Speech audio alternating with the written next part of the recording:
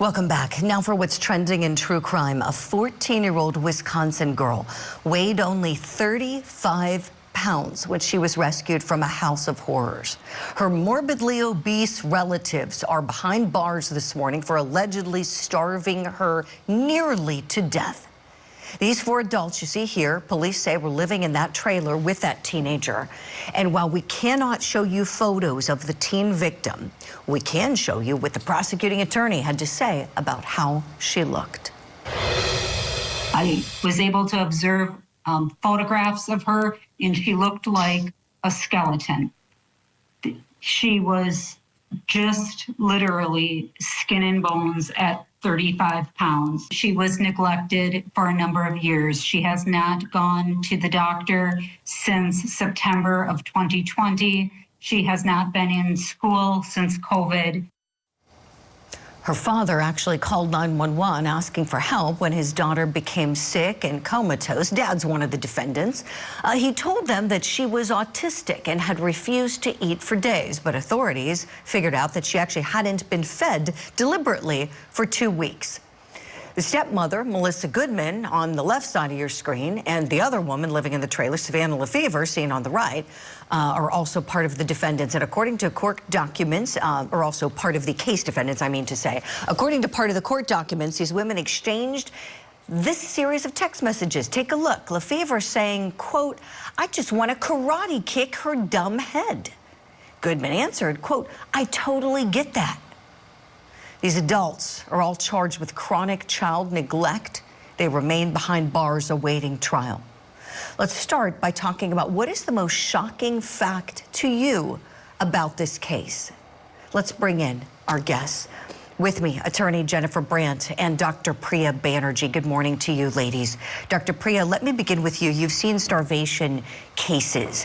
What's your reaction to this, and what is the most shocking part about it for you, please?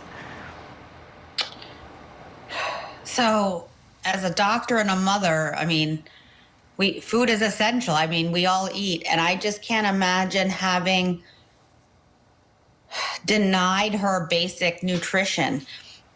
And the fact that she became comatose, to me, means that she was near death.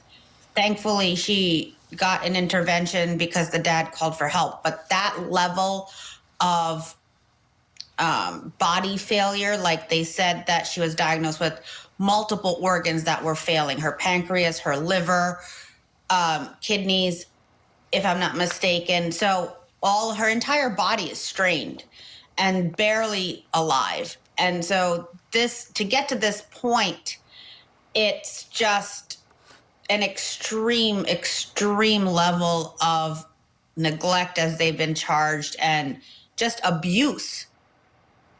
It's horrific, Dr. Priya, absolutely horrific abuse. She was thrilled when she got to the hospital and she was going to be given 3 meals a day because she didn't know what that was like. I mean, she's 14, weighs 35 pounds. I mean, when you think, it just makes you want to cry when you think about that. She grew, this is some good news, God bless her, she grew 3 inches just since those people were arrested, and she was taken into the care of a family member after that stay in the hospital. Dr. Priya, in terms of what this may have done to her body, is there some permanent damage? I worry that there is. I mean, if you think about that's her preteen and teenage years where the body's exponentially growing. And I'm not a pediatrician, but I'm a mom, and my daughter's eating me out of house and home at 12. So, you know, you just have to think how much nutrition is being pulled into their body, right? Kids eat more when they're growing, whether that's as a toddler or older. And so the level of, I think some organs can recover. The liver can probably recover. Hopefully the kidneys can recover, even her heart. I'm just worried about her brain and bones, and, you know, how she's probably gonna have to relearn to even use her body, like walking. You know, the muscles are so wasted, they're almost non-existent, if you will. And so to build strength from deconditioning and just coordination is a huge effort on her part. Oh, yeah, you think about that. She has a long road ahead. We wish her the very best. Dr. Priya, thank you. Jennifer Brandt, let's turn to some court documents now. I want to get your reaction to this. The father of this child, so he's the one with the custody of his daughter with his new wife. He said, quote, to a friend, "I keep her locked up in her bedroom with a camera on her head, and that's where she stays," talking about his daughter. Jennifer, what's the most shocking part of this story in your view? Well, you know, we've covered many of these child abuse stories and child neglect stories on Court TV, but I think this one is unique in the fact that you have 4 adults living in a home, that they're all participating in this crime, this alleged crime. You know, sometimes we hear it's one parent, one person, and the other party is just sort of coerced into, you know, going along with it. But we have 4 individuals. We have text messages between them showing that none of them cared for her. None of them wanted to help her. And they're all participating in this and all charged, I believe, at this point. And where was her other relatives? You know, where were her mother or other people? She's with now, I think you said, a relative. Where was that person during, you know, this time? No one knew where she, you know, she had not gone to a doctor. She hadn't gone to school. These are the things that we, you know, are concerned about. And we hear it over and over again, that these children sort of just disappear off the face of the planet and are suffering abuse. Luckily, it came out. You know, luckily the father did call 911 and got her medical intervention. But by that point, I mean, she's already been severely damaged, as the doctor pointed out. So it's shocking all around. But I think the fact that you have multiple people participating in this is really disturbing. Right, Jen. Yes. So thinking about what you were just saying about mom and issues with dad, and how does all this go unnoticed, right? So our understanding at Court TV is that mom lost custody of her. And so she's full-time with dad, stepmom, and these other 2 women, none of them doing her any favors. Jennifer, let's just talk about the basic, I think this is an important point for everyone to understand, and I would love to underscore it with you here. It's very hard to lose custody of your child. I mean, can we just talk about that? It is not an easy thing to do, you know, and so to manage to do that, and we see it all too often, you know, as you pointed out with these cases that come in, unfortunately, you know, to our network and that we cover. Can we go kind of back to basics? In order for someone to have custody taken away, bad things need to happen, don't they, Jennifer?